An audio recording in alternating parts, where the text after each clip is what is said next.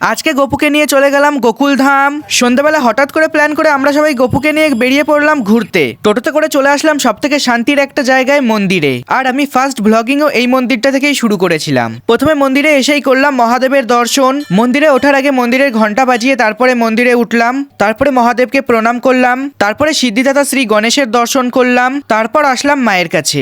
মায়ের রূপটা দেখো, এত মিষ্টি লাগছিল, মায়ের দিক থেকে চোখই ফেরানো যাচ্ছিল না। আমরা প্রসাদও পেয়ে গেলাম। তারপরে মন্দির থেকে নেমে সামনে বসার জায়গা ছিল, ওইখানে আমরা বসেছিলাম।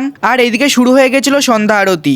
ঢাক ঢোল শঙ্করধ্বনিতে খুব সুন্দর একটা মনোরম পরিবেশ সৃষ্টি হয়েছিল। সব মন্দিরগুলোতে ঘুরে ঘুরে আমরা আরতি দেখলাম। তারপরে মন্দিরের পুরোহিত মশাই আমাদের গপুকে একটু কোলে নিয়ে আদর করলো।